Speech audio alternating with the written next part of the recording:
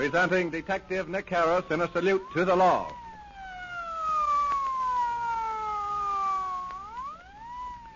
Ladies and gentlemen, we again take pleasure in bringing to you the eminent Los Angeles criminologist and president of the International Secret Service Association, Detective Nick Harris, in another true life story proving to the youth of today the folly of committing crime.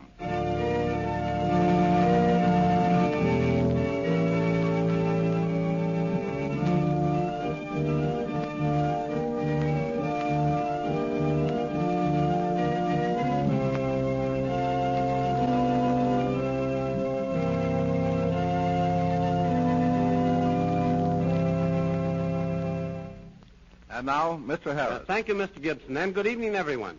Crimes in the headlines startle us when we read in the daily press articles concerning the activities of a certain class of criminals who prey upon sweethearts in parked cars. I have often endeavored to point out to my younger listeners on these programs the danger of parking in lonely and secluded places along our highways. The story you're about to hear, I am sure, will prove in a most glaring fashion just what might happen should this warning not be heeded, because here's what took place not so long ago. One night, in the early morning hours, a car speeded up into the hills and stopped. Shortly afterwards, there was a piercing scream, and... She's dead. She's dead. No, she can't be. Why, this is murder. There's blood. I must get away. No one must see me here. There isn't a thing to identify her by, just a girl in the woods, dead. No, I'd better tell the police. For someone might have seen me come up here, yes? Yes, that's what I'll do. Tell the police. I'll cut through the woods here. That'll bring me out on the boulevard. Maybe there'll be a policeman there. Officer, you standing over there in the corner. What's all the excitement about, mister? There's a woman dead up there in the hills, just around the bend from here. I think she's been murdered. Get into my car. It's over there, and wait for me. I'll phone headquarters. No, I haven't time to wait. I'll be late for work. Oh, I wish I hadn't got myself mixed up in this. Get into the car. I want you to go with me. Now, just where is the body? About a block from here, right up this road. It's lying in a ditch. Do you know the woman? No, I live in the White House up there on the hill. I was making a shortcut to the place where I work, and I ran right into the body. What's your name? Fred Sharp. There's the body, right over there. I thought at first she was asleep, but then I saw the blood, and I knew she was dead. You didn't touch anything, did you? No, I only turned her over a little so I could look at her face. I looked around a bit, but I couldn't find any clues. Be careful where you step. I don't want those auto tracks spoiled. Do I have to wait until the rest of the policemen get here? Yeah. I want to ask you some questions. Now, just where does that dirt road lead? The Riding Academy. It's about 2 miles from here. She is dead, isn't she? I've been dead some time. Stabbed through the heart. She wasn't killed here either. She was thrown from some car. Look at those 3 knife wounds on her neck. They form a triangle. Yeah, I see them. Superficial wounds, not deep enough to do any real harm. Last night, my wife woke up and told me she heard a girl scream. But the young people come up here and park so much, she didn't think anything about it. They're always so noisy, laughing and screaming. You say you don't know her. No. Then why are you so nervous? You'll keep me out of the papers, won't you? I can't afford any sensational publicity just now. I'm running for one of the chairs in my lodge, and it might hurt my chances of getting it. Find out anything, Hal? Well, not much, Inspector. Only whoever did this... smart enough not to leave a clue. As far as I can find out, there are no signs of a struggle and nothing to identify her by. Well, how about those car tracks over there? 3 different sets of tracks, and I checked on them. All of them stopped here and then went on. None turned around. We'd better photograph them along with the body. It looks like she'd been robbed, too. A girl as well-dressed as she is would have had some rings and probably a wristwatch. Yeah. The mark on her wrist showing she did wear a watch. No ring marks on her fingers, but they might have been loose. Well, I'll go back to headquarters in your car, Hal. You boys take care of the details and get that body to the morgue. And watch out for fingerprints. May I go now? All right, Sharp, you may go, but we may need you as a material witness. I hope not. I don't want to be mixed up in it. Let's go.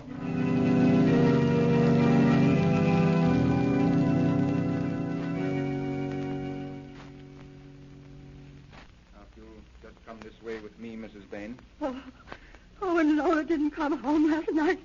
Oh, I was so frightened. But she never stays out all night.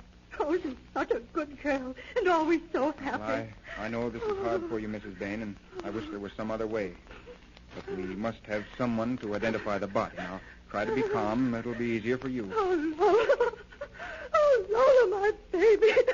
My pretty little baby.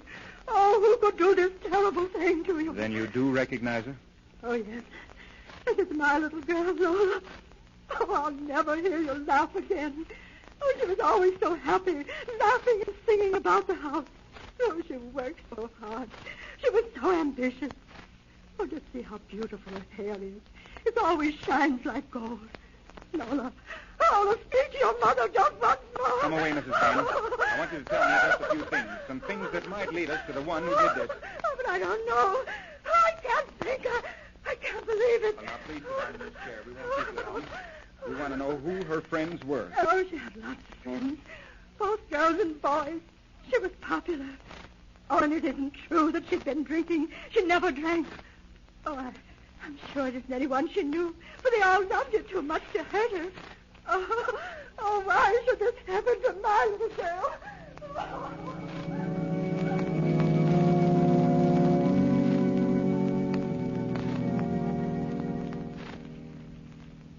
Hello, Thompson. Where's the glum?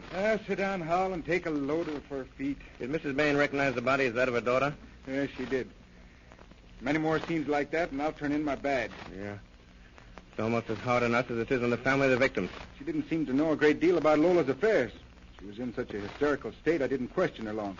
What do you know? Well, we located one of her girlfriends, a girl who works in the same beauty parlor. Anderson's bringing her in here. She seems to know more about Lola than anyone else we've questioned so far. Find that boy she's been running around with so much? Yeah. They quarreled about a month ago, and he hasn't seen her since. I checked his alibi. Nothing doing there. He's out. Sit down, please. You are... I'm Miss Betty Sparks. Oh, isn't it terrible? Poor Lola. Did you know her well, Miss Sparks? Oh, I should say I did.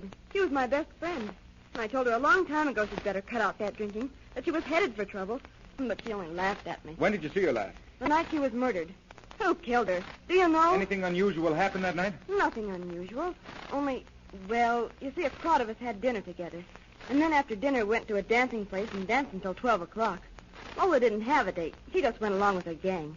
When we started home, Lola told me she wasn't going, that she had a heavy date for 2 o'clock. That late? Yes. I told her she'd already been drinking too much. The thing for her to do was to go home and get some sleep. She'd look like heck in the shop the next morning. Us girls have to look our best, you know. It's part of the business. You can't very well sell beauty creams to a woman if you don't look nice yourself. Did she tell you with whom she had the date? Not at first, for she knew I wouldn't approve. But later she did. Then you know who she had the date with? What was his name? I don't know his last name, but his first name's Carl. Carl? She didn't know him very well, but she was kind of crazy about him. She said he was a very tall, dark, and awfully good-looking. Hmm? She'd only been out with him once or twice, and she said he was kind of fresh. I told her she was a fool to go out with a boy like that, and she said she could take care of herself. I see. He's a railroad engineer. Well, that'll be all for now, Miss Sparks. You may go, but we'll want you later.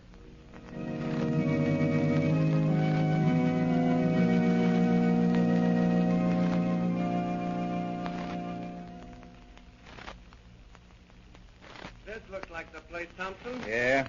You boys go around the house and cover all the exits. Hal and I will go on in. Bell don't ring. I'll knock. That's a woman coming to the door. Good morning. Does Carl White live here? Yes, he does, but he isn't up yet. I'm his mother. He was out late last night, and I thought I'd let him sleep. He has to go on his run later on. Well, we'll wake him up. Well, you can't come inside. Oh, no? Oh, you're policeman. Is there something the I matter? just want to speak with him about his car. Where's his room? Down the hall here. Come on, Hal, and watch out. There may be trouble. This is his room right here. Carl? Carl, wake up. There are some men out here who want to speak to you. I'll have to go in. He sleeps so soundly. I'll wake him. Carl? Carl, wake up. It's Mother. Oh. What time is it, Mom? Carl, wake up. Oh, let me alone. I want to sleep. Come on, pull yourself together with the police. I want to ask you some questions. For the police? Yes, get your clothes on and no funny business. Okay. Where's your driver's license? What's over there on the dresser? Get it, Hal. Are you sure you're not in trouble again, Carl? Oh, of course not, Mom. Go on out so I can dress. Oh, I hope so. Ever know a girl by the name of Lola? Sure, Lola Bain. She's a fine girl. Pretty as a picture. She has lots of red gold hair and blue eyes. Sure, I know her. What about her? Take a look at the morning paper. Lola Bain murdered? Well, what do you know about that? I told that girl she'd better watch her step. You seem surprised. Didn't you see yesterday morning's paper? Oh, no, I didn't see a paper all day yesterday. Why do you ask Isn't that yesterday's paper there under the edge of the bed? Oh, well, somebody must have thrown it You there. ever see this knife before? Yeah, that's a good-looking hunting knife. Looks sharp, too. Where'd you find it? It was thrust down between the cushions in your car. Oh, you never found it in my car. I never saw it before. Well, that's your car standing under the palm tree in front of the house, isn't it? Oh, yes, but I always park it there. Well, I found this knife in your car, and the tracks that go up into the hills where the body of Lola Bain was found were made by your car. You killed her with this knife. You might as well come through and tell us about it. You had a date with her at 2 o'clock the night she was killed. You met her in front of the Mason Hotel. She got in your car and drove away with you. It's quick work, boys. I thought I didn't leave a clue. What did you do with her jewelry? Oh, her rings and watch are over there in the top dresser drawer. I kept them to remember her by. She was a swell kid. Where's her hat, her handbag, and her gloves? Well, I dumped them in the ash can in the alley back of the house here. Are these the rings and watch? Yeah. Gee, you fellas think of everything. Why did you cut that triangle on her neck? You made those 3 cuts. Well, I cut them to see she'd bleed. She didn't, so I knew she was dead. Well, after I'd killed her, I stood around and smoked for a while. Then I took her out of the car and dumped her into the ditch. And then I went home and went to bed. Why did you kill her? Had you been quarreling? Well, after I picked her up, we drove up into the hills. Same old thing day after day, year in and year out. I get up in the morning, go to work all day, home at night, and to bed. I guess not home. You're out with your gang every night making whoopies. Oh, well, I have to do something or I'd go crazy. Sometimes I wish I were dead. I wish I was dead right now. Oh, no, you don't. Think of the fun you'd miss. And remember, when you talk like that, you'll be dead a long time. You better hang on as long as you can. Do you want to go home? No. Still, would I care if I died this very night? Oh, I would. No, I know you wouldn't. You'd forget all about me in less than a week. I don't think my family'd care very much. You are low tonight. Well, of course, you would miss me for a little while, but they'd soon get over it. I'm fed up. I wish I had some poison. I'd take it right now. Why poison? There are lots of quicker ways than that to kick off. Well, what would you suggest? This. Huh, a knife.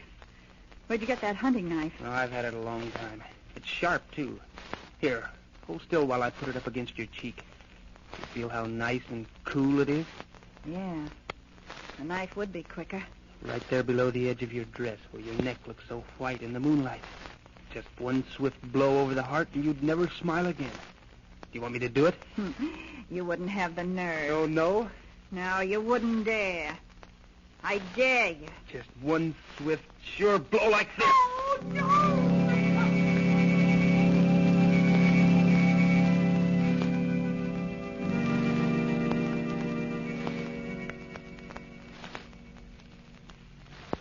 That's how it happened. Gee, I don't know why I did it. Maybe if she hadn't have dared me to do it. What makes a man do things like that? I didn't have any reason at all. I just did it. I just had to do it. Something made me. Carl White had been in trouble all his life, had been in reform school and arrested for theft. He claimed he had purchased the knife several months before. The police later discovered that he'd bought the knife the day of the murder. Whether he killed the girl on the impulse of the moment as he claimed he or had planned it will never be known. So again I repeat, be careful of the company you keep. Thank you, Mr. Harris. Ladies and gentlemen, you have just heard Detective Nicholas B. Harris, chief of the internationally known Los Angeles Detective Agency bearing his name, in another true-life drama entitled Murder on Impulse. Fictitious names and places have been used throughout this narrative, and any similarity to persons living or dead is purely coincidental. This story was dramatized for radio presentation by Adila Comer and is a Carol and Carol production. Mr. Harris wishes me to thank the following cast of characters: Louise Bradford as Lola Bain, Betty Lee as Betty Sparks, Bob Schopfer as Fred Sharp, Mary Ryan as Mrs. White, Lenore Thompson as Mrs. Bain, Bob Fulton as Carol White, Charles E. Bender as Detective Thompson, and George Thomas as Officer Howell. Wesley Turtelot was at the console of the electric organ. Mr. Harris will again be heard next Sunday afternoon at 12:30 over this same station. This program originated in our main studios. You are tuned to station KECA Los Angeles.